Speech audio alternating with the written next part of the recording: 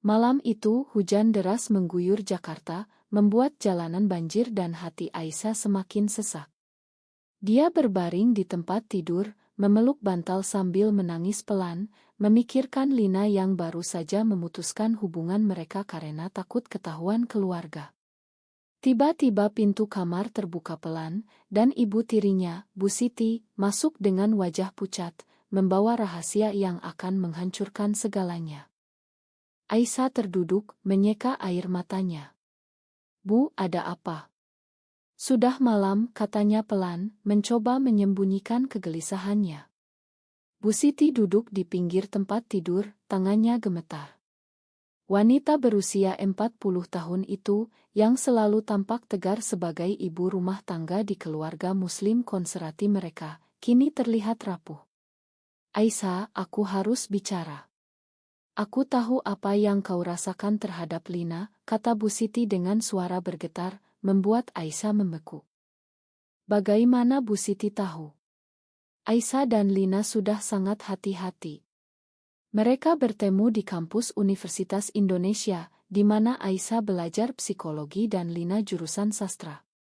Cinta mereka tumbuh pelan, dari persahabatan yang dalam menjadi sesuatu yang lebih, tapi di Indonesia, di mana masyarakat masih melihat cinta sesama jenis sebagai dosa besar, mereka harus menyembunyikannya.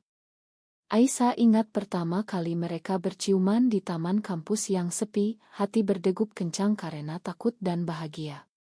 Tapi sekarang, Lina mundur, bilang keluarganya sudah mulai curiga dan memaksa dia bertemu dengan calon suami. "Aku tidak tahu harus mulai dari mana," lanjut Bu Siti. "Tapi aku melihatmu menderita, dan itu mengingatkanku pada diriku sendiri." Aisyah mengerutkan kening. Bu Siti menikah dengan ayahnya setelah ibu kandung Aisyah meninggal 10 tahun lalu. Pernikahan itu tampak harmonis, meski Aisyah awalnya sulit menerima. Bu Siti selalu baik, tapi ada jarak emosional yang tak pernah hilang. "Apa maksud Bu?" tanya Aisyah. Bu Siti menarik napas dalam. "Dulu sebelum menikah dengan ayahmu, aku pernah mencintai seorang perempuan. Namanya Rina. Kami bertemu di pesantren saat remaja. Itu seperti api yang membakar, tapi kami tahu itu dilarang. Keluargaku memaksa aku menikah dengan pria pertama yang melamar, untuk menutupi penyakit itu." Kata-kata itu seperti petir menyambar Aisyah. Ibu tirinya, yang selalu salat tepat waktu dan mengajak keluarga ke masjid, ternyata punya masa lalu serupa. Aisyah merasa dunia berputar. "Bu bohong," bisiknya. Tapi Bu Siti menggeleng. "Aku tidak bohong. Aku memilih menikah karena tekanan. Keluarga, masyarakat, agama, semuanya bilang itu salah. Aku pikir bisa berubah, tapi aku salah. Setiap hari aku hidup dalam kebohongan, dan itu menyakitkan."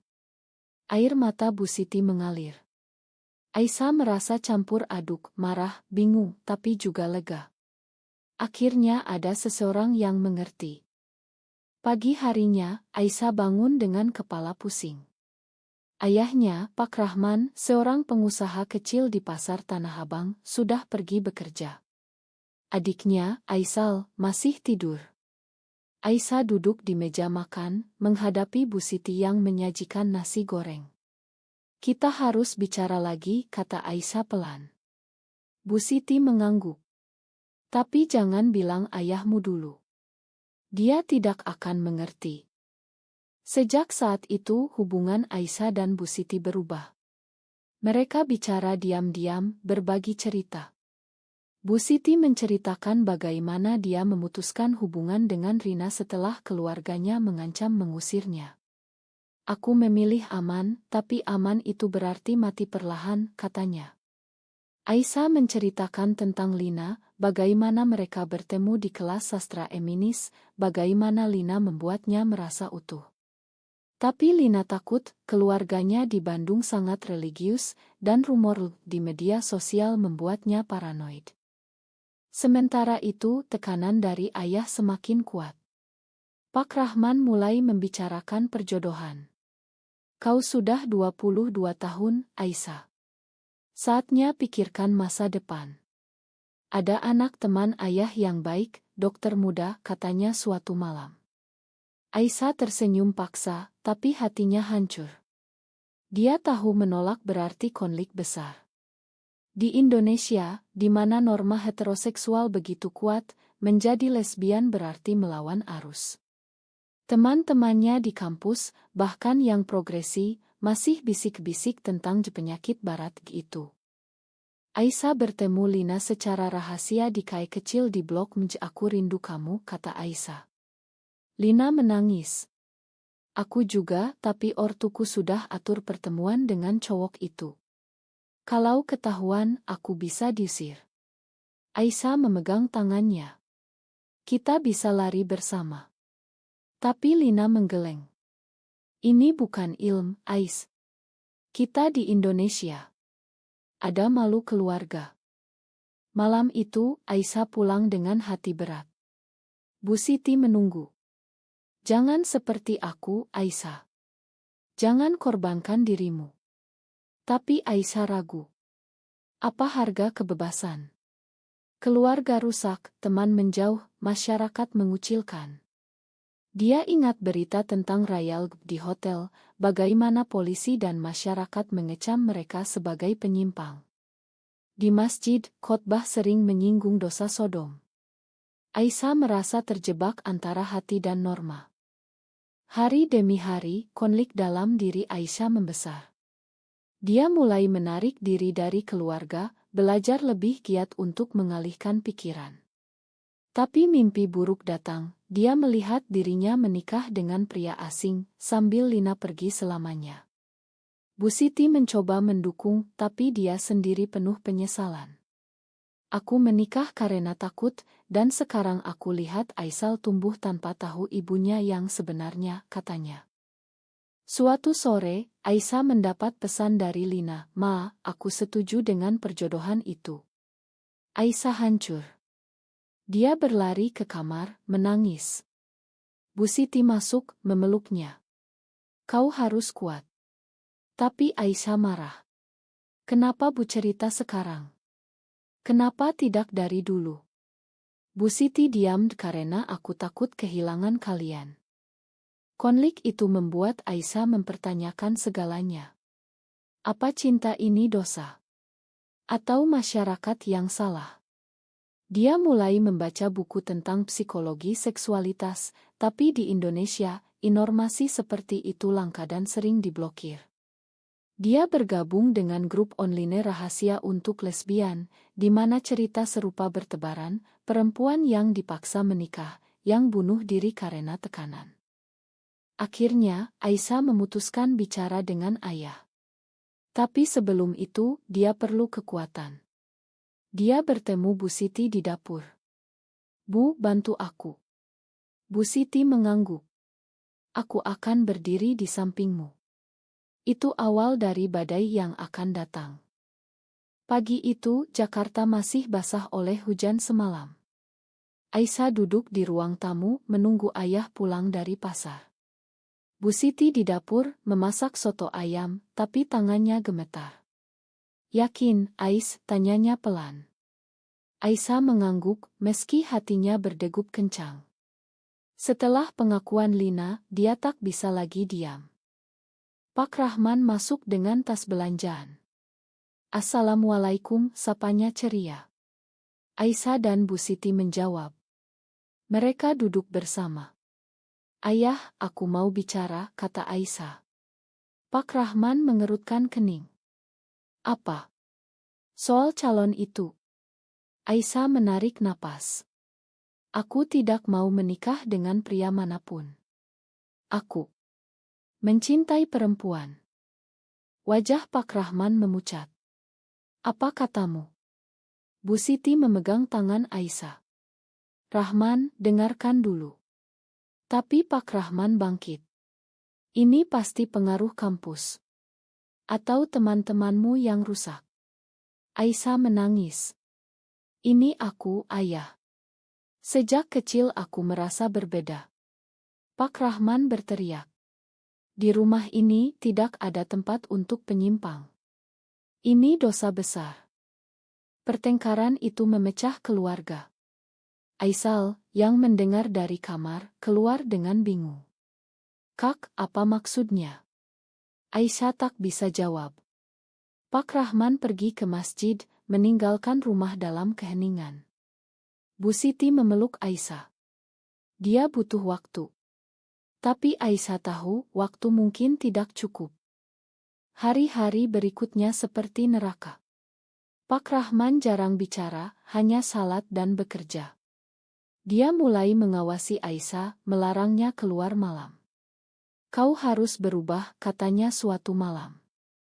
Aku akan bawa kau ke kiai untuk ruyah. Aisyah ketakutan. Ruyah untuk penyakit jin sering digunakan untuk menyembuhkan jin di Indonesia. Dia ingat cerita teman online yang trauma setelah itu. Bu Siti mencoba mediasi. Rahman, ingat masa mudamu. Kau juga pernah melawan norma. Pak Rahman marah. Itu beda. Ini soal agama. Bu Siti diam, tapi malam itu dia cerita pada Aisyah. Ayahmu dulu menikah dengan ibumu karena cinta, bukan aransemen. Tapi sekarang dia takut malu di masyarakat. Aisyah menghubungi Lina lagi, tapi Lina blokir nomornya. Hati Aisyah hancur. Dia merasa sendirian. Di kampus, dia menghindari teman-teman.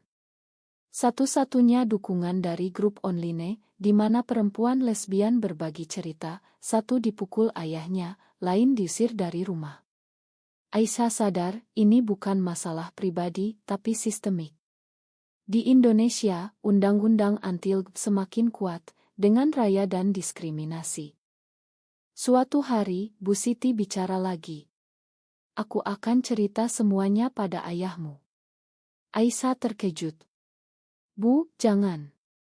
Itu akan hancurkan pernikahanmu. Bu Siti tersenyum pilu. Pernikahan ini sudah rapuh sejak awal. Aku menikah karena takut, bukan cinta. Malam itu Bu Siti bicara pada Pak Rahman. Aisyah mendengar dari kamar. Aku seperti Aisyah dulu. Aku mencintai perempuan. Pak Rahman terdiam lama, lalu marah besar. Kau bohong. Kau menipu aku. Bu Siti menangis. Aku mencoba berubah, tapi aku tidak bisa. Pak Rahman pergi, menginap di rumah saudaranya. Keesokan harinya, rumah sepi. Aisyah bertanya. Kenapa semua begini? Aisyah jelaskan pelan. Aisyah, remaja 15 tahun, bingung tapi mendukung. Kak, aku sayang kakak apa adanya. Itu sedikit harapan. Tapi Pak Rahman kembali dengan ultimatum, Aisyah, kalau kau tidak berubah, keluar dari rumah ini. Aisyah patah hati. Dia packing barang, tapi Bu Siti menghentikan. Jangan. Aku yang pergi. Aisyah terkejut. Bu, kenapa? Bu Siti. Karena aku yang memulai kebohongan ini. Aku akan cari Rina, masa laluku. Bu Siti pergi ke Bandung mencari Rina. Aisyah tinggal dengan ayah dan adik dalam ketegangan. Pak Rahman mulai bicara lagi, tapi dingin. Kau harus ke psikolog, katanya. Aisyah setuju, tapi diam-diam cari psikolog yang air mati terhadap Ud. Di psikolog, Aisyah cerita semuanya. Ini bukan penyakit, tapi identitas, kata psikolog. Aisyah merasa lega. Tapi di rumah, tekanan terus. Teman ayah mulai bisik-bisik, rumor menyebar di lingkungan. Aisyah memutuskan bertemu Lina terakhir kali. Dia pergi ke Bandung, ke rumah Lina. Lina terkejut. Kenapa datang? Aisyah. Aku tidak bisa lepas kamu. Lina menangis. Aku akan menikah bulan depan.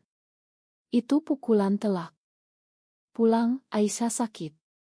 Bu Siti kembali, gagal temukan Rina.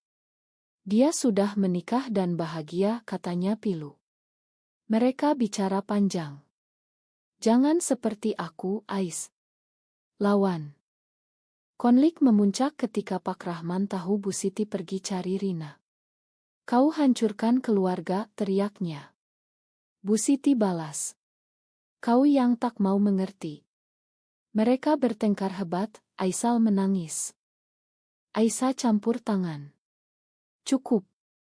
Ini karena masyarakat yang memaksa kita sembunyi.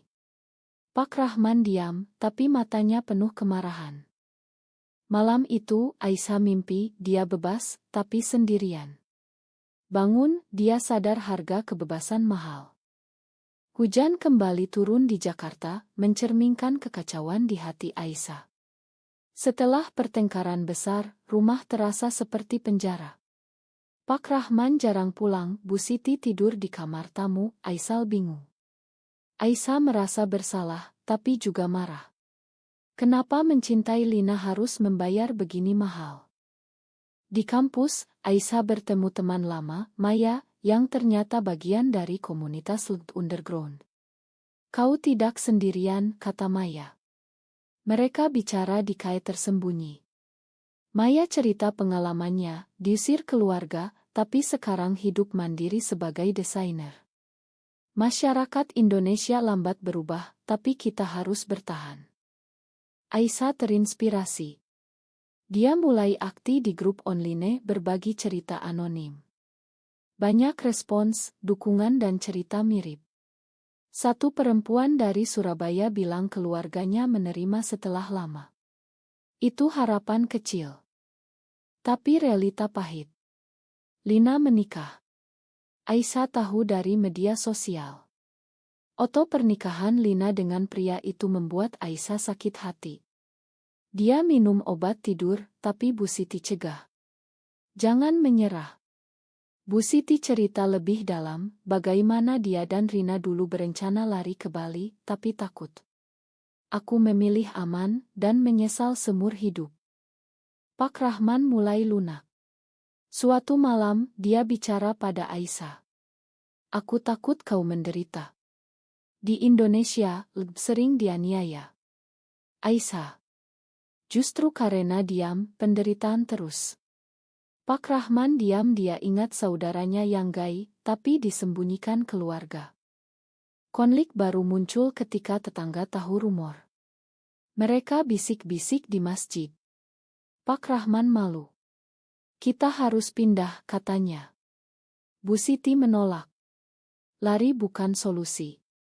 Mereka bertengkar lagi. Aisyah memutuskan pergi ke konferensi rahasia di Yogyakarta. Di sana, dia bertemu perempuan lesbian dari berbagai daerah. Cerita mereka, satu dari Aceh hampir dirajam, lain dari Jakarta sukses karir meski sembunyi. Aisyah bicara di panel anonim, cerita keluarganya. Banyak yang terharu. Pulang, Aisyah lebih kuat. Dia konfrontasi ayah. Ayah, aku tidak akan berubah. Ini aku. Pak Rahman menangis. Aku sayang kau, tapi agama bilang salah. Aisyah. Agama juga ajar kasih sayang. Bu Siti mendukung. Rahman, ingat Al-Quran surat Ar-Rum, Allah ciptakan pasangan untuk ketenangan. Mungkin pasangan itu bukan selalu lawan jenis. Pak Rahman ragu, tapi mulai baca literatur. Tapi pengkhianatan datang dari Aisyah. Adiknya cerita pada teman sekolah, dan rumor menyebar. Sekolah Aisyah dipanggil. Kami dengar rumor. Ini bisa pengaruhi reputasi. Aisyah marah. Ini pribadi saya. Di rumah, Aisyah minta maaf. Aku tidak sengaja. Aisyah makan, tapi luka dalam. Lina hubungi Aisyah tiba-tiba. Aku salah. Pernikahanku neraka. Lina cerita suaminya kasar, dan dia rindu Aisyah. Aisyah tergoda, tapi ragu. Kau sudah pilih jalanmu. Konflik puncak ketika Bu Siti dan Pak Rahman memutuskan cerai. Aku tidak bisa lagi bohong, kata Bu Siti. Pak Rahman setuju, pilu. Aisyah merasa bersalah. Ini karena aku. Bu Siti. Tidak. Ini karena aku akhirnya jujur. Setelah cerai, Bu Siti pindah ke apartemen kecil. Aisyah sering kunjungi. Mereka bicara tentang masa depan. Aku akan cari Rina lagi, kata Bu Siti. Aisyah mulai bangun hidup baru. Dia lulus kuliah, kerja di Ngohak Asasi. Di sana, dia advokasi untuk LGBT. Tapi ancaman datang, pesan anonim dari anti-LGBT, ancam raya. Pak Rahman mulai menerima pelan. Dia undang Aisyah makan. Aku coba mengerti. Itu langkah kecil. Tapi Lina datang kembali, minta maaf. Aku ingin bersama. Aisyah ragu. Apa ini pengkhianatan lagi? Jakarta panas menyengat, tapi hati Aisyah lebih panas. Setelah Lina kembali, dia bingung. Kau sudah menikah, kata Aisyah. Lina. Aku akan cerai. Suamiku setuju, asal rahasia. Aisyah tergoda, tapi ingat pengkhianatan. Bu Siti nasihat. Jangan ulangi kesalahanku. Pastikan dia siap bayar harga. Aisyah bicara pada Lina. Kita harus jujur pada keluarga. Lina takut. Ortuku akan bunuh aku. Konflik membesar ketika keluarga Lina tahu. Ayah Lina datang ke rumah Pak Rahman, marah. Anakmu rusak anakku. Pak Rahman bela Aisyah. Ini bukan salah siapa-siapa. Pertengkaran nyaris isik. Lina mundur lagi. Ma, aku tidak bisa. Aisyah hancur kedua kali. Dia marah pada diri sendiri, pada masyarakat. Di kerja, Aisyah terlibat kampanye anti-diskriminasi. Dia bicara di acara kecil, cerita pengalamannya. Media liput, dan rumor menyebar. Pak Rahman marah. Kau buat malu keluarga. Tapi Aisyah dukung. Kak hebat. Bu Siti temukan Rina. Mereka bertemu di KAI. Rina sudah punya anak, bahagia. Aku memilih aman, kata Rina. Bu Siti pulang pilu. Dia bahagia, tapi aku iri. Aisyah memutuskan pindah ke Bali, cari kedamaian. Aku butuh ruang, katanya pada keluarga. Pak Rahman sedih, tapi ingkan. Hati-hati. Di Bali, Aisyah kerja di resort, bertemu komunitas lebih terbuka. Dia berteman dengan tari, lesbian lokal. Tari cerita keluarganya Hindu lebih toleran, tapi masih tekanan. Cinta baru tumbuh dengan tari. Tapi Aisyah ragu, trauma Lina. Aku takut dikhianati lagi. Tari. Kita lawan bersama. Kembali ke Jakarta untuk Lebaran, Aisyah lihat perubahan. Pak Rahman baca buku tentang Islam dan LGBT. Ada ulama yang bilang itu bukan dosa. Aisyah terharu. Tapi badai datang, kelompok anti-LGBT demo di depan Ngo Aisyah. Ancaman datang. Aisyah takut, tapi lanjut. Lina hubungi lagi, sudah cerai. Aku siap. Aisyah tolak. Terlambat. Aku sudah maju. Bu Siti dan Pak Rahman rujuk pelan. Kami coba lagi, dengan jujur, kata Bu Siti. Aisyah sadar, setiap pilihan ada harga, kehilangan, tapi juga kebebasan. Bulan berganti, Aisyah kembali ke Jakarta lebih kuat. Dia promosi di Ngo, advokasi lebih keras. Tari pindah bersamanya, mereka hidup bersama diam-diam, ini rumah kita, kata Tari. Keluarga berkumpul lagi. Pak Rahman menerima Tari sebagai teman. Bu Siti bahagia. Aisyah dewasa, dukung kakaknya. Tapi masyarakat masih keras. Berita tentang undang-undang anti-LGBT membuat Aisyah cemas. Dia ingat Lina, yang sekarang hidup sendirian setelah cerai. Suatu malam, Aisyah bicara pada Bu Siti. Apa kita benar? Bu Siti. Hati tahu jawabannya. Cinta Aisyah dan Tari Diji ketika keluarga Tari tahu. Mereka tolak, tapi Tari lawan. Aku pilih bahagiaku. Aisyah sadar perjuangan tak pernah selesai. Tapi dia bangun dari korban jadi pejuang. Apakah mencintai seseorang dengan jenis kelamin yang sama benar-benar salah, atau masyarakatlah yang perlu berubah?